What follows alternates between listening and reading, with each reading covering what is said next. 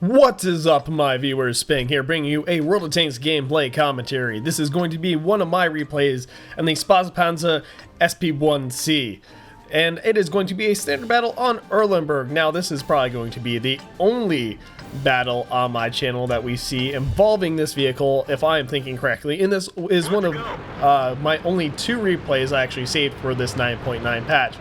Right now, I actually found myself enjoying this vehicle quite a bit. I mean, it's a bit of an odd piece of work here. I mean, you got an autoloader, 3 shots, 240 damage apiece. I can't recall what its penetration is. I want to say it is 170, but I want to verify. No, 180, so actually very formidable. It's got... I mean, it's pretty solid. It's got good speed and mobility, but at the same time, it's kind of short, stubby, fat. So it isn't like thin and small like one would think of for a 1390.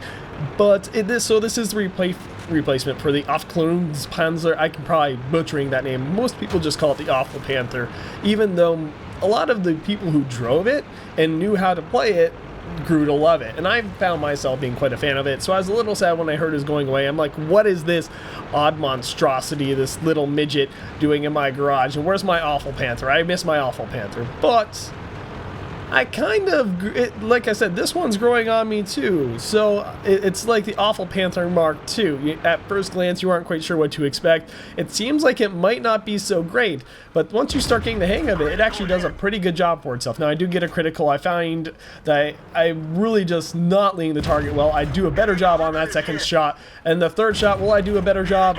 Barely, but I do manage to hit it. So already off to a good start with 2 shots for damage, and a great start for my team as well, with the enemy Jagdtiger 88 just deciding, oh, life's not worth it. Tier 9 match with only a few tier 9s, I mean, barely a tier 9 match. Nah, I don't want to play this. I'm going to go jump in the river.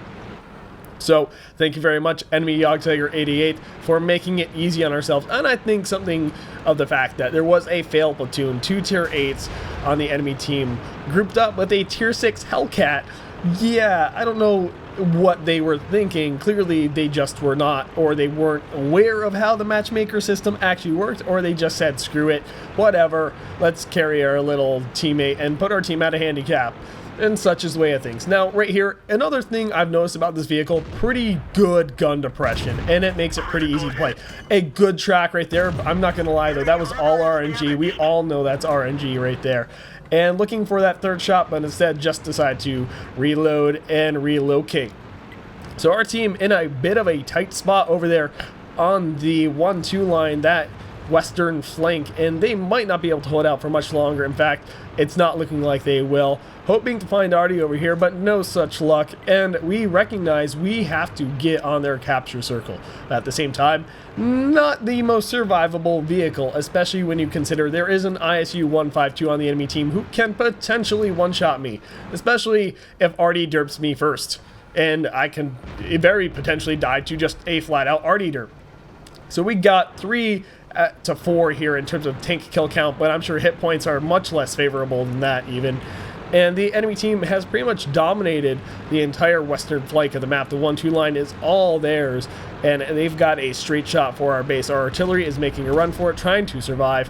We're making the best effort we can to secure this side of the map. Enemy artillery taking shots, if you could hear that explosion. And their scout tanks in the middle doing the best they can to actually handle our arty and not die, kind of light our team up for the enemy. And right here, I'm kind of debating whether or not I want to go back to base to light for my team and handle those scout tanks and kind of do the scout versus scout sort of deal. And that's another thing. The Awful Panther, the Panzer, was a great scout brawler. It weighed a lot, so if you rammed another scout tank, you decimated it, and you actually had something of armor. Not great armor, but it was still kind of surprising armor for a scout tank. You could occasionally bounce shots reliably. But our team doing a pretty good job of catching up here, keeping the tank kill count even, 6 to 7. And right now, I've got a few shots for damage myself. Tried to kill that E50 unsuccessfully. The ISU 152 Fortunately for him, I'm not the most accurate gun over here, but I will get it. 1 shot for damage, maybe 2. There it is. Getting a good chunk done on him. But at the same time, doing my best to remain unspotted so I don't die a horrible, terrible death. Keeping that building between me and the closer enemy vehicles so they cannot light me, and I will not die terribly to the Wheezy 131 and the ISU 152 further back on the hill. Right now, just like our ally did right there, that arty shot getting uncomfortably close and telling me it is time to go here. I'm just going to keep backing up, keeping that building between me and the rest of the enemy team, but also recognizing, well, I'm pretty much spotted here, so I'm going to have to make a quick exit stage right and get behind these buildings if I want to have any hope of survival. There we go, dodging a shot, RNG being a little bit of a factor, but also just my speed and the enemy tank not knowing how to properly lead his target. So that Carnarvon, the Canner Nannervon, as my good buddy Tank 677 would say, doing a bit of brawling. The enemy team really coming ahead right now. It's 8-12, and this match, in the minds of my teammates, is all but over, despite the enemy team being at a pretty big disadvantage early on with the Hellcat, with the Yog 88 drowning itself. My team was just unable to capitalize on that, but that is because the vast majority of enemy forces went one way, was quickly able to overrun them. But you know, the fatal flaw the enemy team is making right now is the fact that they are not capturing base. They are getting overconfident. They think that they can just fall back to their base, protect it, and kill all of us. And right now, like, they are fully justified in thinking that. There's a Carnarvon, there's a T-34-2, there's an IS-2, there's an IS-8. I mean, sure, some of those vehicles are barely alive. There's an ISU, there's a Wheezy WZ-131, and they still have their arty. There's like a good force of enemy vehicles versus Awful Panther Mark II and a T-54. And the T-54 is at how many hit points? Hold on. I might get a good few shots. Nope, not even one good shot on the IS-2, but I know I'm spotted, and I want to get out of there. But at the same time, Wheezy coming up on me, knocking out my driver, which I say not gonna even try. The Wheezy saying, nice try. Not quite sure what he means there, because this match is still on. I'm one person who never gives up until the very end. Right now, I know I'm spotted by that ISU, because if I spotted him, he spotted me at this distance. And dodging that arty shot, which I knew was coming, which kind of the reason why I was driving unpredictably, trying to bait the shot from this ISU and get him to miss so I can fire 3 shells, into him, which would be enough to kill him. In fact, 2 with high enough rolls alone would be. The T-54 coming in to save me from that IS-8 who was going to come over the hill. And that ISU, again, still trying to bait that shot from him. I know that my rear-mounted turret is barely exposed to him and just trying to make him waste his shot, which would mean it's all but over for him, which is also why he's so hesitant to take it. He wants to make sure that the shot he fires at me is going to find its mark and eliminate me. And there's still a chance it could low roll enough to where it does not kill me. And the ISU backing off right here, recognizing that our base is being captured. And I have to go back and make something happen. At the very least, it's a Carnarvon. At the very worst, it's the Carnarvon and the T-34-2 and possibly the IS-2, although highly unlikely. The T-54, not 34, completely different vehicles. Taking a shot at that artillery, not a bad call to say the least. The ISU getting spotted way back there, the T-54 recognizing that he can't exactly drive across an open field when he is spotted by that vehicle. I looked back to make sure I wasn't in his view range. I was not. And right now, recognizing I really have to make something happen on base. There is a slight hill there that I can abuse, but I'm trying to essentially outspot the Carnarvon, who is at a distance of 386 meters. So, kind of unlikely he's going to spot me, but he still does, because, well, my cruise training on this is pretty terrible. Although, maybe he's just... No, he definitely spots me. I was going to say, it's been a while since I played this game. Maybe he's just looking at where the shell came from. And even with my 180 penetration, my shells and my inaccurate gun just not really able to find their mark and do the damage I need them to do. So really not doing too hot on hit points at this point in time. Barely alive by this game standards. So many things can kill me so easily. I'm a potential one-shot for almost anything on the enemy team, except for that T-34-2. The ISU completely unaware of my presence. Again, the gun inaccuracy hurting so much, but finally finding its mark on that ISU after so many shots fired at him and managing to eliminate him with the help of my T-54 ally, who did get the final kill shot. So at this point, he's got 5 kills, I've got 1 kill, and the score is a bit more even now at 12-13. Still, it went from pretty much a guaranteed loss for us and a victory for the enemy to what is now a very close and contested match. And that's really just due to the superb teamwork that this T-54 has been providing me. And, I mean, there's a little bit of give and take on that. I've been keeping the enemies preoccupied. They see a scout tank. They see this little light, soft, squishy target. And they're like, ooh, easy kill. I want that. And I'm just like, hide. Don't shoot me. I mean, look at me. Try and shoot me, but keeping their attention on me. And surprise, T-54 comes in. Bam, you're dead. So right here, almost having a little bit of a ramming incident. I was zoomed way too far in for my own good, really cut down on my situational awareness there, and made it difficult for my ally to navigate around me. Granted, I was in front of him, so that's usually how it goes. The person in the rear is usually the one responsible for avoiding the collisions. You can't expect your allies to have eyes in the back of their heads. I mean, not everyone likes to play with zoom out mods and be like zoomed out into orbit looking down upon their tank. Some of us like to be up close and personal, feel the speed of our vehicles, and have a bit more of a visceral experience like I do. Is it harmful to possibly good gameplay? Maybe. I might play better if I play like that, but it wouldn't be as fun of a game, and at the end of the day, it is a game for fun, for me anyway. But I mean, and other people, you know, to each their own. Everyone's gonna have their preferences. I figured I'd just drive over, take a shot, because what do I care? I've got 2 more in the magazine, and there we go. Kill on that batch at number 2 for me. 6 kills now, actually, for our T-54. The WZ-131 saying this gun is just OP.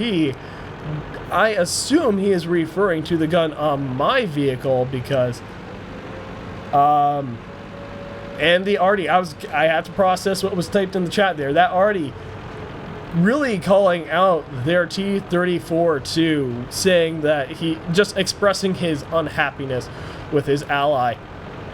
But this match, my biggest contributions were just like kind of ghosting, spotting, and preoccupying the enemy team when I was spotted, making sure that their attention was focused on me for a good chunk of their time, which then got them killed later by allies. So this has been a complete and total upset for the enemy team, who initially weren't going to capture our base, but now are relying on that to win, simply because everything went against them. And again, I have to stress how important my T-54 ally has been in this upset, because without his superb gameplay working alongside me, there would have been no hope for this match. So 2 very good players working side by side, really turning this thing around. Taking shot number 1, might get shot here for my trouble, but no, the enemy T-34-2 does not manage to get the shot off in time, and I managed to get kill number 3 for me. Man, I don't know if I'm ever really going to get used to that, not having control over when the replay really ends, but getting Mastery Badge First Class for my trouble, Spotter, Firepore Effect, and Bruiser, so I was just doing a good amount of job of lighting up that enemy team and getting some damage on them, but also doing some pretty good damage on my own. If we look at it here, 2,400 done just about, out damaging pretty much everyone else on my team but that T-54, and on the enemy team out damaging all but their top 3 performers. That IS-8 doing a pretty good job for himself before he died. Their ISU, you know, following close enough behind, doing a very respectable job. Not as good as Bondar in the match I just commentated in my last video, but it wasn't quite a tier 9 deathmatch brawl. No, I'm sorry, tier 10 deathmatch brawl that the previous match was. And also, I mean, I kind of got a look. So, We get a little bit of damage blocked by armor, certainly significant considering how much he had left at the end there. Very respectable performance, a lot of distance traveled. Of course, he and I were just driving left, all over the map to make whatever we needed to make happen to win the match. KV4 not really doing anything of use. Unfortunately, T29 also really not doing anything of use. Two very solid vehicles in this game, just apparently had bad RNG, bad match, bad drivers perhaps. I don't know, I can't ever speak to the caliber of a player in a match without any sort of mods. And before you call me a stat whore for like referring to XVM, some people have the stats they have for a reason. Some people have red stats and win rates of 46-44% because they are the ones dragging their team down. It's just a fact of the matter. But regardless, like I said, can't really speak to their skill. Yog88 and Hellcat, not surprising there because we saw what happened to both of them more or less in the early phases of the match. But their artillery actually doing pretty well for himself too. Now I am kind of curious, the ISU did get, not the IS-8, the ISU, there he is, did get a little bit of damage blocked by armor there. I think one of those was possibly mine, although thinking back on it, I think the only shots I fired at him either missed or penetrated, so maybe not. But then the IS-8, which is now the T10, mind you, did have quite a bit of damage blocked by armor and quite a bit of just traveling around before he did finally die. But let's go to the detailed report and see more in detail how I did. So 23 shots fired, 18 for 11 on hits to penetrations. Unfortunately, not a great ratio, but when you look at the fact that I was firing from a distance of 300 meters or more, a lot, and over 50% of my damage was done from that distance, and the fact that this gun really isn't that accurate, well, yeah, damage due to player's assistance just under 2,000 and driving around quite a significant amount as well. Taking 2 hits for my trouble and obviously both of them penetrating. But this match I pretty much turned out in the way of look upon me and then die. Not to me, but to my teammates. And that is sometimes all you need to do in a scout tank role. And then doing your own little bit of damage helps too. I mean, 2,403 damage as a tier 7 scout in a tier 8-9 match.